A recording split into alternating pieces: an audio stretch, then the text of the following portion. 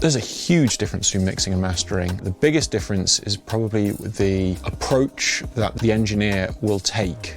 So within a mix engineer has access to every single element within a song and can make the tiniest of changes. That means they have to listen on a very minute level to individual things, whereas mastering, we only have access to the finished mix. So we're listening on a macro level. We're listening to the difference between songs rather than the difference inside of a song. We're listening to the presentation of the whole piece, the whole frequency range, and we're working on finished mixes. A good mix is the most important thing when it comes to mastering. We can only work with what we're sent, and if we're sent something that's amazing, we can make it sound even better. If we're sent something that isn't great, we can only make it so much better. Any change I make to, for example, the vocal is going to have an effect on the guitar, it's going to have an effect on the snare, maybe it might have an effect on the kick drum, it's going to impact everything else within the mix. Reference tracks can be really useful because they give me an idea of the direction that you want the song to head in. They give me an idea of the kind of loudness that you like in listening to. They give me an idea of the overall balance that you've aimed for in your mix. So 1 or 2 reference tracks is really useful.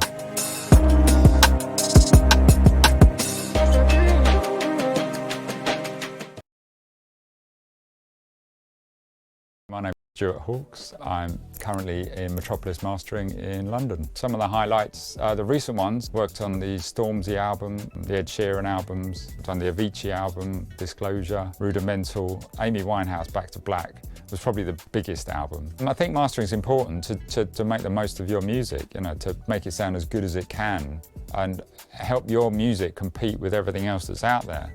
You know, you don't want your music to come on after a track in a club that kind of just sort of sits down and sounds flat or unexciting. How your music stands up next to other people is so important.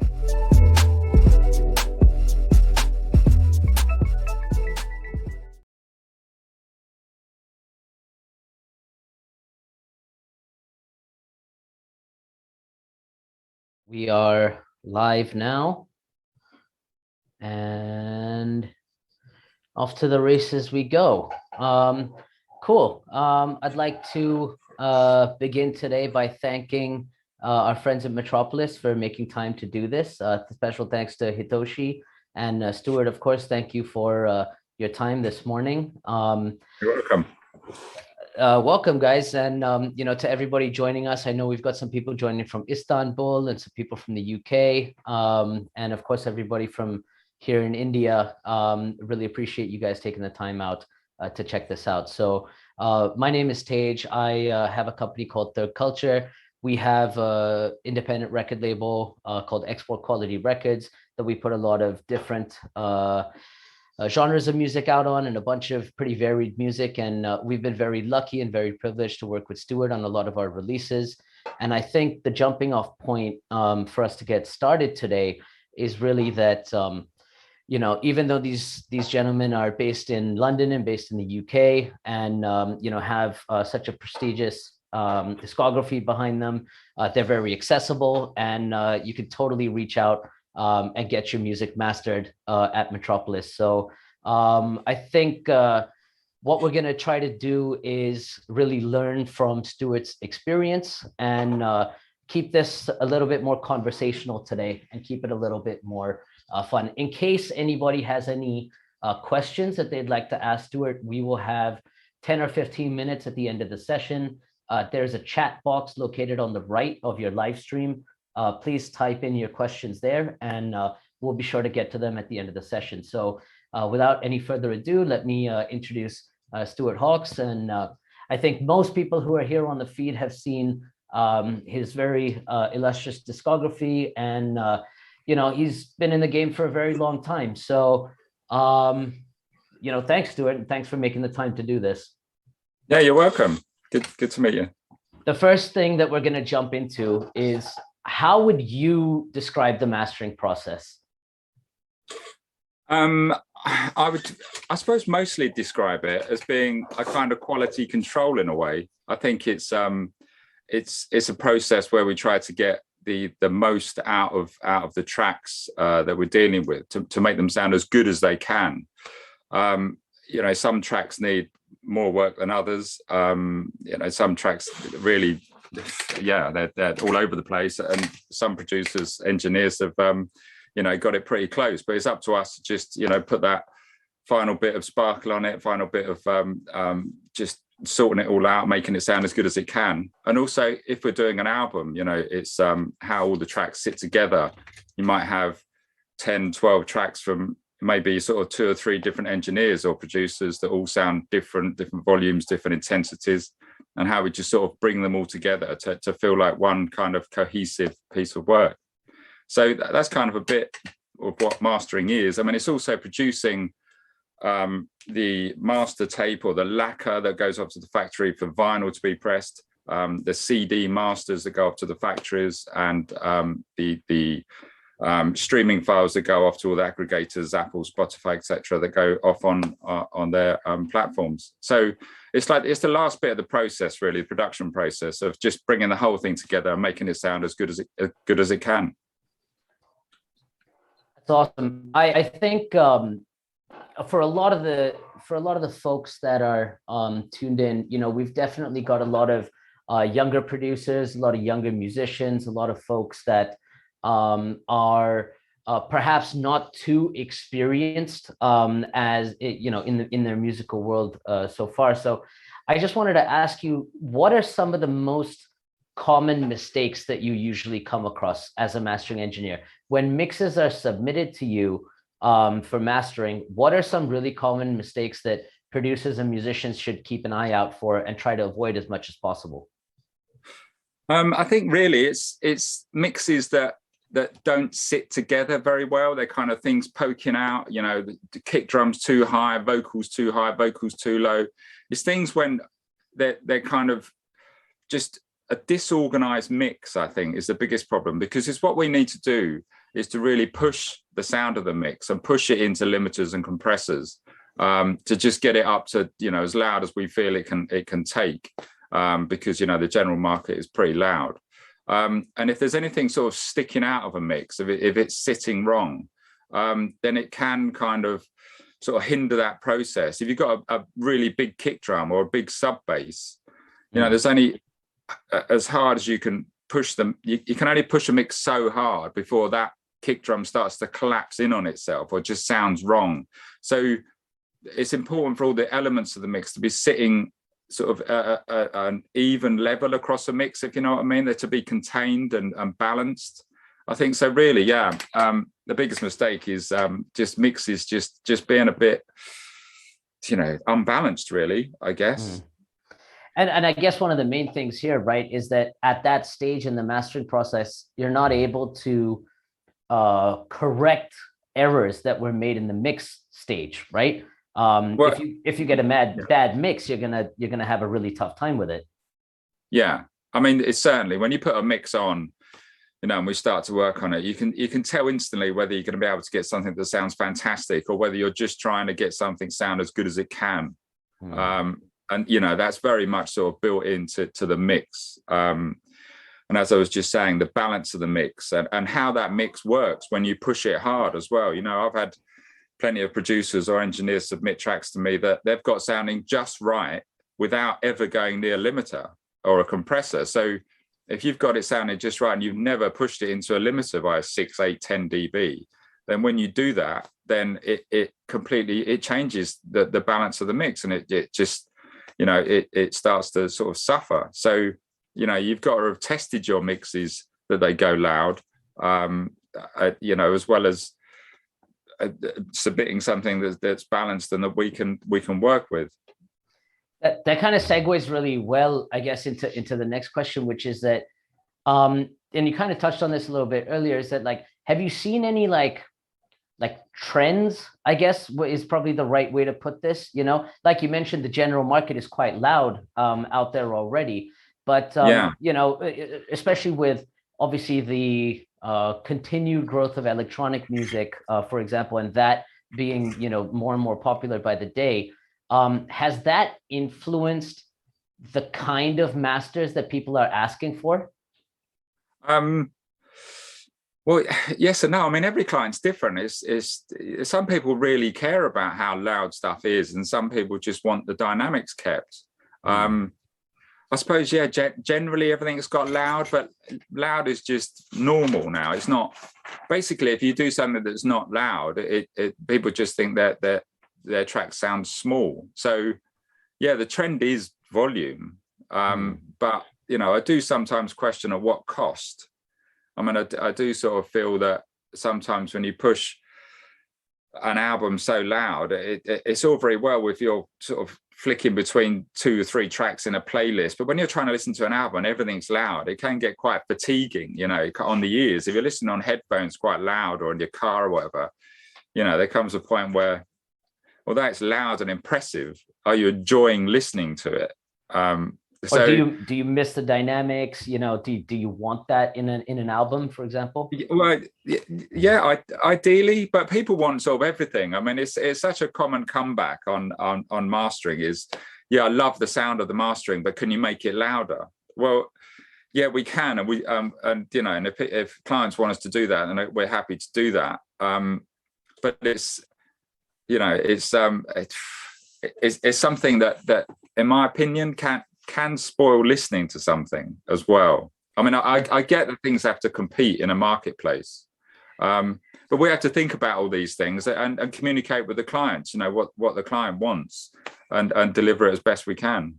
So would that kind of change, like, I guess, the way that you would do, the way that you would master, like, for an environment or for a space, you know? Like, I guess what I'm trying to say is that if you know a record is going to be a big club record, would you master it especially for that sort of big club sound system versus something that you know is maybe going to be more home listening, that kind of thing? Does the environment in which the music is being consumed play a role here? Yeah, certainly. I mean, a big club record, you're going to think about it, how it works in the clubs, but you have to take your lead from the producer. You know, some producers don't want their stuff really pushed. You know, they might be thinking that they want a sort of different listening experience, even if it is a club sounding record. So, you know, I mean, we're the mastering engineers. We're just there to sort of facilitate what the producer sees for the track. So, you know, we take our lead from them really. Okay. But yeah, generally a club sounding record, you'd be thinking volume. Generally, yeah, I suppose. For sure. But, you know, there's always rules broken here. It's like one minute you think I might get a record in this, an opera or something, and you think, well, obviously I've got to leave all the dynamics in this, and you know, you're a master in it. You know, it keeps all the emotion and the loud and the quiet bits, and then strangely you get a request to, can we make it louder? And it's like you sort of, you know, if that's what you want, it's yeah, we'll do it. But you know, it's surprising sometimes. So that would also change, I guess, depending on, you know, the style of music, you know, like the way that you would master for electronic music is. Could you talk a little bit more about that in terms of how you would approach maybe mastering an electronic record versus mastering something with live instrumentation and with a band on it? Yeah, I mean, electronic music, generally, I'd probably try and master it both ways, digitally and analog. Although generally, if it's electronic music, maybe it will sound better in the in the digital domain. And sort of more band music, I'm more inclined to go analog and through the desk. I mean, that's just general ways that things normally work best. I mean, there's always exceptions, but it depends what needs to be done as well. If you get an electronic act in and some masters, and it needs lots of work doing to it, it needs lots of compression or lots of EQ, those things generally sound better in the analog domain. The analog EQs, I've never heard a digital one sound as good. So if I've got to do a lot of EQ work, I'll probably always go analog. Sure. And if I was doing a band, as I say, I'd probably do a one track both. I'd do it digitally and analog and see what sounds best, because all productions sound different. One rock band sounds completely different from another rock band. So totally, it's you have to take each project at face value and start from scratch. I've heard many mastering engineers talk about their sort of signal path that they always use. I don't really get that, because I don't know, it always just seems different for every project I work on, how I'd treat it and what I'd use. And that's the great thing about working in a room like this, where I've got the facility to listen to it through the analog domain. I've got loads of different analog EQs, digital EQs, and I can sort of try out a track or two first of all to decide what works best for each project. So that's what I was going to ask you about. You joined us this morning from your room in London, where you've got clearly a bunch of outboard gear behind you. So if you could maybe just, I don't know, not take us through your whole signal path, but maybe just point out, 3 or 4 of your favorite pieces. What do you enjoy using the most? Well, I mean, over here, these are my analog EQs. So I've got 3 different EQs. And the reason for that really is that they've all got sort of different strengths with them. So like the Masterclass EQ, I love, it's like a warm sounding analog EQ. So I might use that for sort of, everything below 1K, especially the bass end. Whereas the Avalon has got a lovely sort of open high shelf to it, which I use a lot on stuff, sort of 20K shelf. It just adds this real sort of sheen openness to things.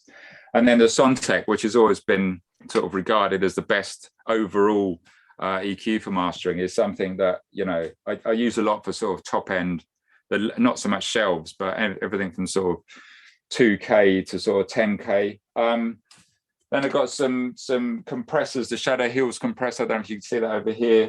I've got some analog, some valve stuff here, which is an AT101, which is built by a guy that used to work here, which is modeled on the Fairchild compressor.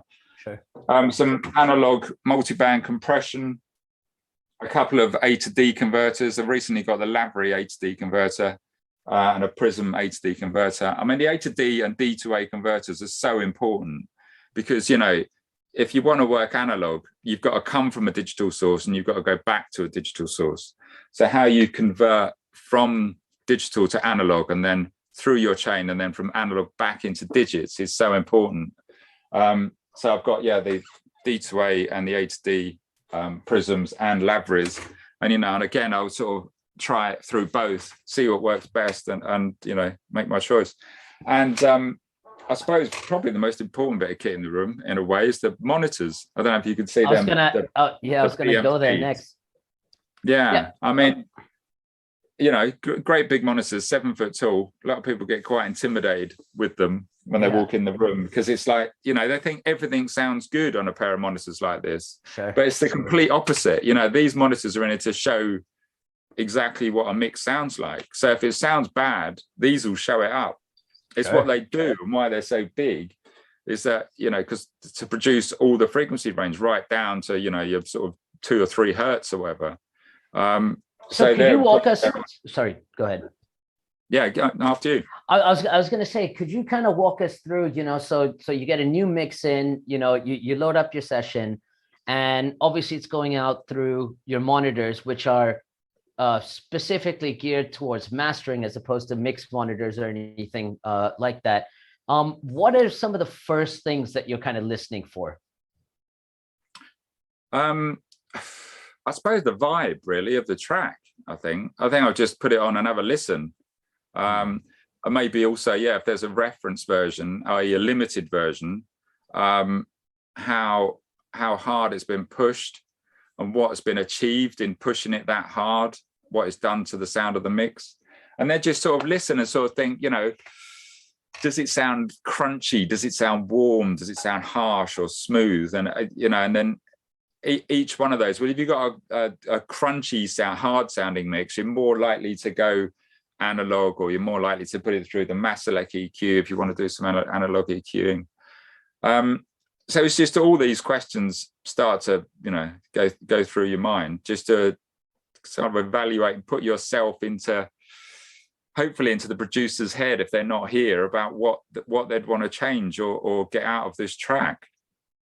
So in terms of your sort of workflow, you would go EQ first, compression second, limiting third. Is that kind of how you'd approach most of them? As a general rule, but you'd be doing all of these you'd be tweaking all three of them and more all the time, because in fact, the first thing I might do is to just push the track as hard as I can and see what happens, first of all. Because there's no point if you push the track really hard and you start to run into problems getting up to a decent kind of volume, then you might as well start ruling out adding bass. Do you know what I mean? Because you're just going to make hard work for yourself then. Because as you add bass, it's going to sort of push the volume down again. You're going to be hitting the compressors or limiters harder. So, I might just start limiting it first of all, or pushing it into the A to Ds hard and see what happens. And then if I'm sort of struggling to get it loud, then I might start to look at, mid-range and high frequencies or compression. So it's just a sort of, you go back and forth quite a bit. You might do an album and then get to the end and then go back to track one and change that because of what you've learned as you go through. And it just, they just take shape. And in the end, you just sort of think, well, there's no one here with me if you're not attended. I think I'm going to put that back at the client and say, what do you think? And then we'll take it from there, because it's a two-way thing, isn't it? As a mastering engineer, it's the first time I listen to the project. It might be, you're not going to get it right first time, all of the time. I mean, we do most of the time. I think we're pretty close first time, but there's always a bit of back and forth. So like, I like the producer say, I like this, but can we change that? Or this is good, but this isn't, and it's hopefully you'll get there in the end. I guess it just makes sense to ask this question next, which is, the same question that I think a lot of mix engineers struggle with, which is, when do you know that you're done? How do you know in your mind, it's like, okay, this one's done, let's send this project back to the client. It's a good question. It's I suppose I get to a point sometimes when I just like the sound of it. It is kind of my instant thought of that. But then I might have got to that point. I might have sort of tried to add a bit more bass, and then I blind tested myself. I might A/B between what happens if I add bass and I don't. Because as I add bass, it's compressing it more, and I'll sort of. And I always A/B stuff. I could try to always A/B stuff without knowing what I'm listening to as well, which I think is really important. Because sometimes, you might add volume to something, but it actually gets quieter because you start to hit the end stops, or the limiter sort of tops out. So I do a lot of A/Bing. But generally, it just sort of, once I've tried everything and I've gone around in a bit of a circle, then and I'm liking the sound of the track, I know I'm done, and then I'll just move on. But as I say, it's quite a good idea to just move on if you get stuck as well and come back to a track, because it's not always obvious, what to do to a piece of music to please the producer or people listening to the music. You don't know what they want to hear sometimes. They might want it to sound overly aggressive or super soft. You have to sort of make a choice and then put it back. So does that lead always kind of come from the client, in terms of where they want it to sit on the loudness, or are there sort of standardized volumes that you're aiming to hit? Like electronic music should be whatever -6 and acoustic stuff should be, -10 or whatever, so, stuff like Yeah. that. Yeah, I mean, I sort of, that's what I reassure myself. If I'm hitting a certain lux measurement, I sort of think, well, it's good we're about there. I don't feel I can go any louder. Do I want to go any quieter? I don't know. So I sort of measure stuff sometimes, and then just send it back and see what a client feels. It's all you can do sometimes. Totally. But quite often work turns up with no brief with it at all, and a client I've never worked with.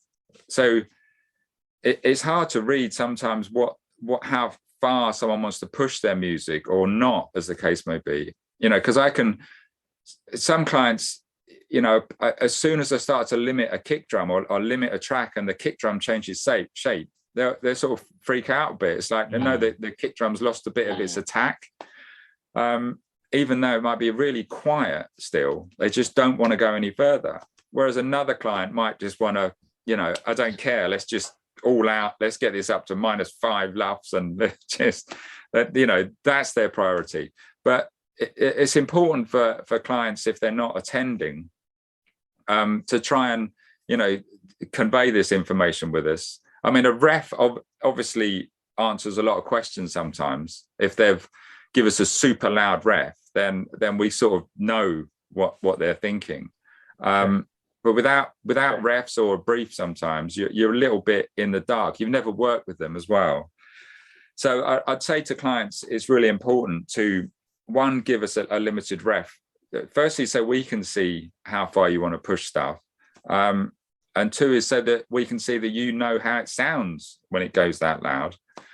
And also just to try and say, I want this track to sound really warm. It's sounding a little bit bright at the moment, or vice versa. Just give us an idea about where you want to go.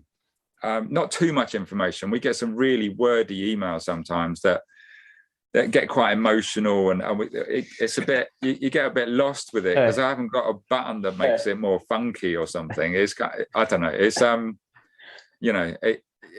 just a brief kind of 2 or 3 sentences. What you might want to do with the track, a good reference, and we're off. So when you're talking about limited references, right? I guess that's essentially, we're talking about home masters, right? Like the stuff that whoever the producer is or the mix engineer, they've kind of done a home master, and that gives you a good sense of what they're sort of shooting for, right?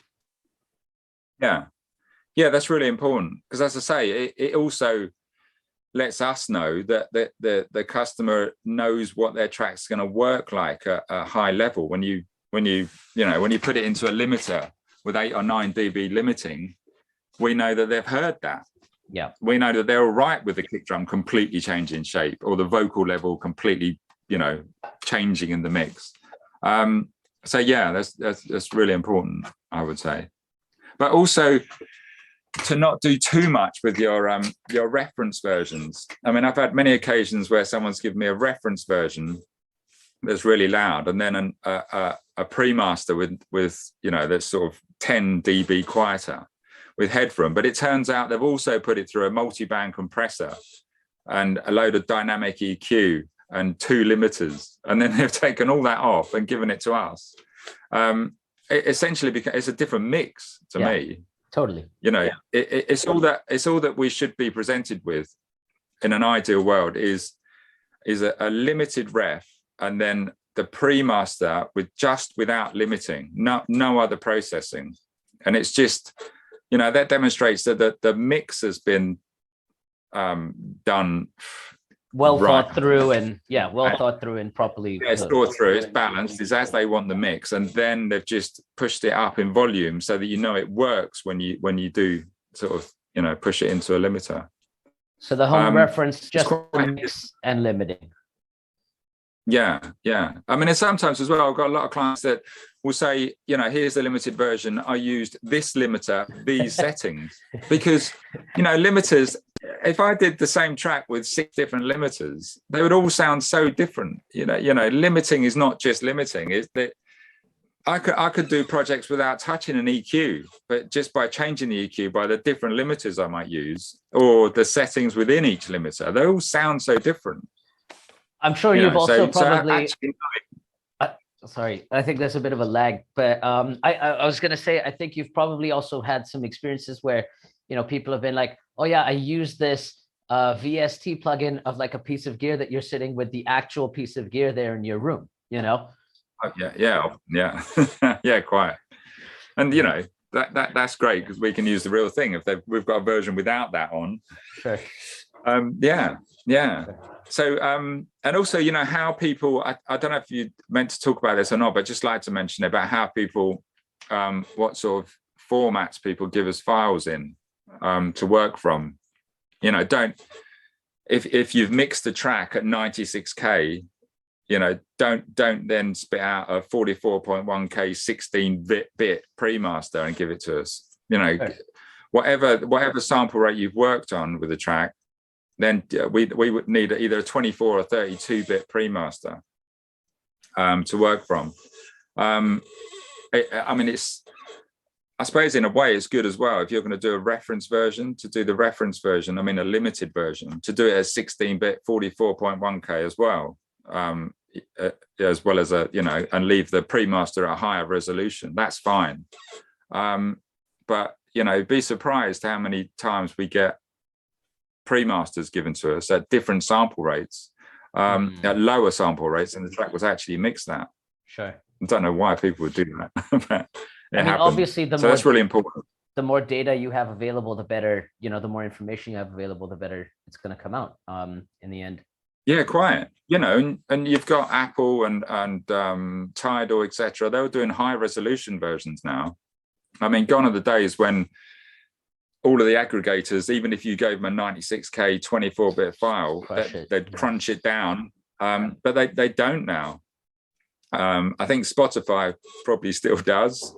It's really hard to get to a definitive answer with some of these aggregators, but I know Apple and Tidal, you give them a 48K 24-bit file, they won't crunch it down to 4416 before they convert it into an AAC.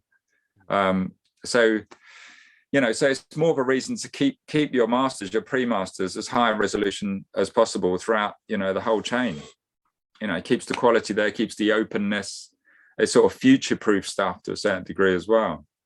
So, yeah. I wanted to ask you about, this sort of saying that, like, a lot of people, especially a lot of producers and a lot of mix engineers, kind of talk about how it's important to have somebody else master your music, and how like having a fresh set of ears on stuff can really bring out different qualities in the music, stuff that maybe they haven't been listening for, and stuff that they haven't sort of noticed. So I just wanted to get your take on that. How important do you think it is for the mastering person to be objective towards the project, and what's your take on that? Yeah, well, of course, I'm going to say it's important to have a mastering engineer master your music. But yeah, getting someone else to master, what you've been sat with, and even if it's wrong, it just becomes right to you in a way, because you've sat with a track and you've worked on the track. You're too close to it. So for two main reasons, I would say it's good to get a mastering engineer to look at, mastering your music, is because they'll put the music on for the first time and they'll get that initial response or initial feel for what might be right or wrong and what needs doing to the track or to the project. They'll get that initial hit, and obviously be able to do it with some great gear. But also, if I'm mastering tons of drum and bass, I know what everyone else's drum and bass is sounding like, and how it's metering and sounding, and the volumes of it. So you know, you give a track to a mastering engineer who's used to everyone else's music, they'll know kind of how to get your music into that genre or to fit in, you know, and if there's any weaknesses in it, to sort of, you know, to get around those and keep you up with everyone else, or hopefully beat them. So, you know, it's always a good idea to just get a different take on your music and say, well, what happens if we did this with it? What happens if we added, you know, a load more top end to that track? It's just sounding a bit too dark at the moment. What happens if we sort of lighten the mood a bit with it? Or it's just sounding too clean. What if we really crunch it a little bit? You know, it's just being open, I guess, to someone else's interpretation who's you know, got a broad knowledge of certain genres and lots of music. Totally. That brings me to my last question for you. And then we've got some pretty interesting questions from the audience that I'll go through. But my last question for you was, what are some of your favorite masters that you've ever done? You know, obviously, you know, you guys are receiving music from all over the world, tons of different genres, tons of different artists, tons of different styles. So I just wanted to ask you, you know, what are some of your favorites that you've ever done? And the B part to this question is, have you ever done a master and just instinctually known, like, this is a hit, like this is going to be gigantic? Well, I suppose the obvious answer, the one that always springs to mind when thinking about things like this, is Amy Winehouse. And I know it's probably one of the biggest records I've ever worked on.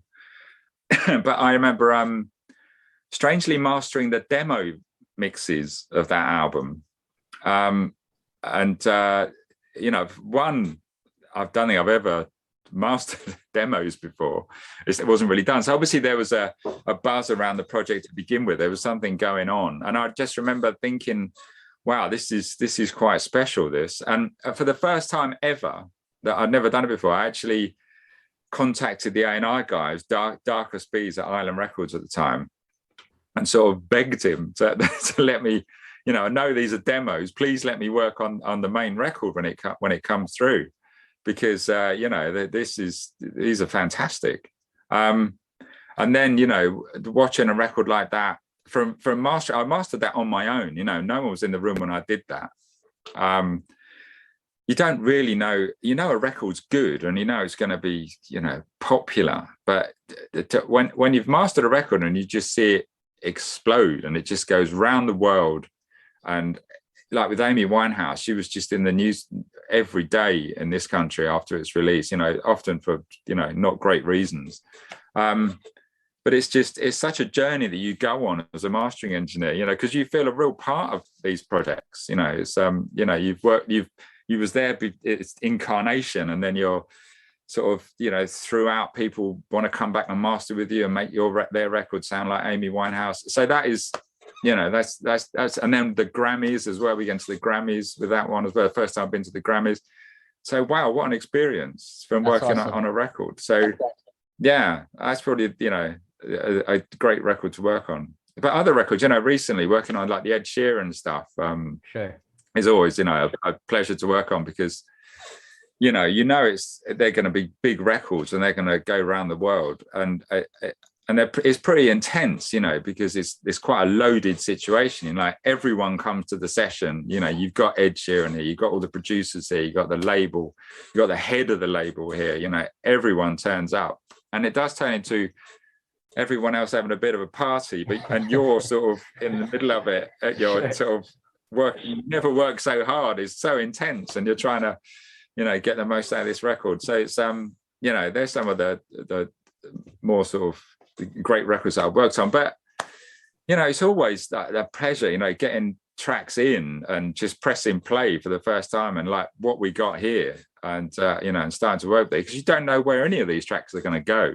You know, could be the next, you know, Amy Winehouse. And you're amongst one of the first people to ever hear them, you know, so yeah, that's awesome. Yeah. All right, we're gonna take a couple questions from the audience chat box now. We've got one from Rahul Shahani. What up, Shahrul? He's a friend who's a great MC as well. He's asking, is today's loudness that you hear from top 40 artists achieved through smart gain staging, or really expensive mastering with outboard and hi-fi monitoring? What's smart gaining? I guess just a really good mix, you know, building it layer by layer. Exactly. I mean, most of the stuff that sounds great, you know, the super loud stuff is mixed to work super loud. Sure. It's very rarely achieved in mastering solely. I would say. I mean, all the guys that I know that I think are great mix engineers, they would have tested everything, you know, to silly volumes to make sure it works. And then, as I've explained before, then given us the unlimited unprocessed versions and their refs, and then hopefully we go about it in a slightly different way and get back to a similar place that they got to, but it might be, you know, sort of 10% bigger and wider and this, that, and the other. So, you know, it's so much of it is in the mix process. To do it completely from a mix that's never been pushed, and to do it all in mastering, I mean, it's certainly possible, but it's a minefield, you know, because it changes so many things in the mix. So it's so important about making sure your mixes work loud first of all. Cool. The next question is Koskun Yus. He's asking, when you do whole album masters, how do you create the general album sound? Do you work on one song, or do you jump between different songs to build some kind of a vibe? I'd normally start when you'd listen to the album first of all, or maybe not from beginning to end, but you drop in, get a rough sort of feel for how the tracks sound. Then you might go to the one that you think you can you go with the one that's going to be the hardest to push loud and the one that's the easiest to push loud, and work on those two. Because if you can get those two to fit together, the rest should fit in place. But it's always a bit tense, because you do get occasions sometimes when you've worked on an album, and I've done this years ago, I've sort of learned now not to do it now, but how you're going through an album, you got to track 8, everything's going fine, and then you get to a track that you just sounds so much smaller than everything else, and you can't get it to work. It's just like the weakest link in an album. So you got to be careful with that. So you do have to keep thinking about it and juggling around an album and making sure it's going to work, you know, all the tracks when you put them all together. Because as well, the problem can be that one producer wants their track to sound like this, so you please them, but then another producer wants their track to sound like this, and it's different, but they don't fit together. So you have to find a sort of compromise, or just, you know, come up with some sort of solution. But that's the fun of it for me. Audio diplomacy. Yeah, quite. So we've got a question from Sarvagya Sharma. He's asking, what are your preferred levels that a mix engineer should send stems at? I guess not stems, but he's probably asked premaster. So what are your preferred levels? I'd say just use up all the headroom. Just get it to hit 0, and that's it. You know, there's no point in leaving headroom. You know, because with digits, the lower the volume is, the slightly more sort of crunchy it sounds. So unless you want that sort of sound.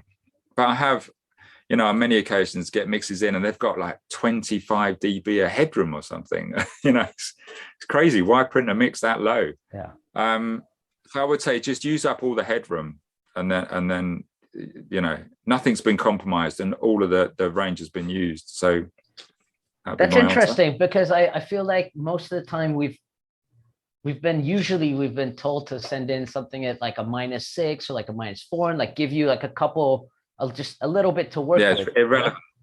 It's irrelevant. That's good to know. Yeah, completely. Yeah, I don't never understand that.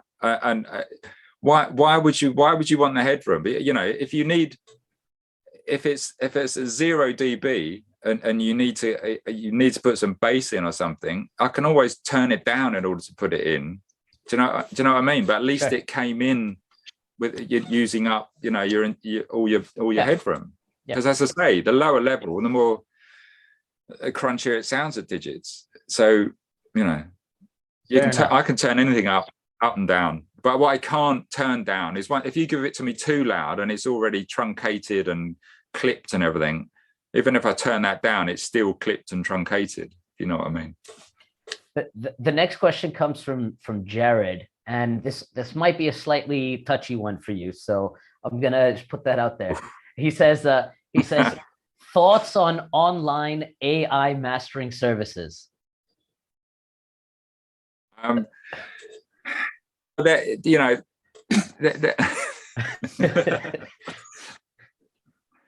well, you can't. It's I don't know what to say about them really. I mean, I've heard. Well, no, I do know what to say about them. I've heard plenty of versions, and clients, I say often, maybe sort of 2 or 3 times a year, someone will send us in a ref that's been done with Lander or something. And you put it on and you go, oh, yeah, it's all right, you know, or it's too much this, it's too much that. The thing is, it's AI, you know what I mean? It's not done with any feel, or it's not done with any communication. And so what if you get it back and you think, well, I quite like that, but I don't like that. So can you go back to Lander and say, can you do it again, but can you bring out the mids a little bit more in the second verse? Do you know what I mean? It's a very one-dimensional facility, and it does one thing all right, but it's not going to win any awards. That is the right answer. That is totally the right answer. So next question is from Diveksha Shea. He is asking, do you ever use a dynamic signal path? For example, certain mastering effects only for certain sections of the track? I guess the way that you would write a mix, for example, would you ever do that in a master? Yeah, certainly. I mean, I definitely would master certain sections differently to other parts of the music. You know, that's I say common. It's not uncommon for someone to say, yeah, in the middle 8 we want to push the bass a bit more, you know, something like that. So if that's what the question is asking, you know, ideally you're looking at the sound of a track and you don't really want to change how it flows from the choruses to the verses, etc., because you'd hope that's been kind of built into the mix. But I often do change things as a suggestion. I'd say, what happens if let's do this with the intro. The intro is too quiet, or the intro is too loud. When the first chorus kicks in, it kind of, you know, it feels like it falls flat. So what happens if we turn down the intro? You know, let's do that. So, or if we're going to, you know, drop all the bass out the first chorus and build it up in the second. So yeah, we do that stuff, but normally, not normally without communicating that with the producer. Yeah. Because right, basically you're saying they got the mix wrong. Sorry, go ahead. Because basically if you're changing the mix, if you're changing things in different bits of the mix, then you're saying the mix was wrong. So you got to check that wasn't done on purpose. Do you know what I mean? It's totally. Yeah, it's a bit of back and forth. Right. So we're getting down to the last 3 questions. And I promise we'll let you get off to your day of work after this. The next question is, what would you say to an aspiring mastering engineer? There aren't any mastering internships, are there? So how would one enter this line of work? Or I guess a good way to answer this is, how did you enter this line of work? Yeah, well, I got into it by accident. I thought I was getting a job at a recording studio, but it turned out to be a mastering studio. And I think that's how people get into this business, though, is to just get a job in a facility like Metropolis. You start off as a runner or as a junior or something, and then you just, you know, you ask questions, say the right things, and you know, you might get in there and start doing your own thing. But it is hard to get producers to sort of trust you to work on their music. You know, that's normally people do that because they've seen what else you've done, so you've got this sort of track record. So people will try you. But if you've never worked on any music as a mastering engineer, then how do you get people to use you? Well, you're just going to have to say you'll do stuff for free. Say you know, if you know people that are musicians, say you'll master their stuff. You just got to get a foot in the door somehow, you know. Exactly. And then I did this and I did that, and you can hear my work on Spotify or Apple or whatever. Sure. But yeah, it's not an easy profession to get into because it's built on trust, I think, and reputation. Yeah. So the next question comes from Sunflower Tape Machine, who's an artist whose last single was actually mastered at Metropolis. And he has asked, is experimentation and turning knobs until something sounds nice a viable way to get better at mastering, or do I need to focus more on the theory part, on the theoretical part?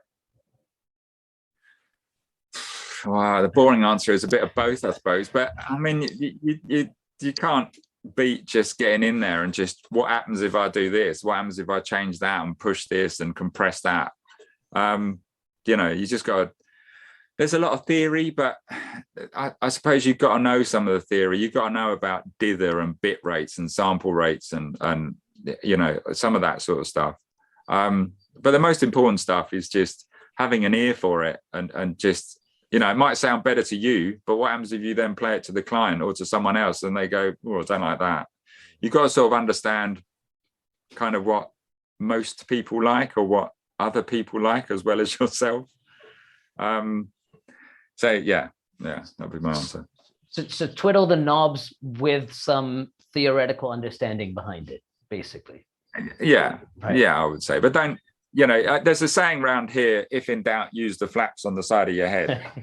It basically means don't worry too much about, you know, what all the numbers are saying, what the meters are doing and everything. If it sounds better, it is better, you know?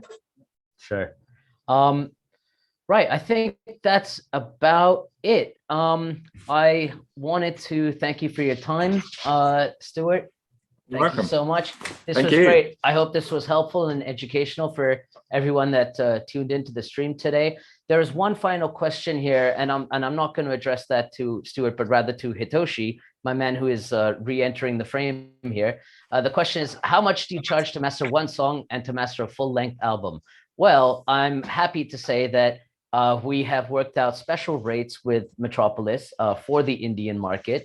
So if you would like to have your music mastered, whether a single or an EP or an album, please reach out to Metropolis. You'll find their contact information on their website at Metropolis. If you'd like to have a chat with us prior to contacting Metropolis, you can reach us at contact@thirdculture.in. We are their partners here in India and have been very lucky to have been so for almost 3 years now. So thank you to everyone who's tuned in, and yeah, thank you guys for making this happen. Hopefully this was informative. Thank you guys for your time. Take care. Yeah, thanks a lot. Bye-bye. Bye.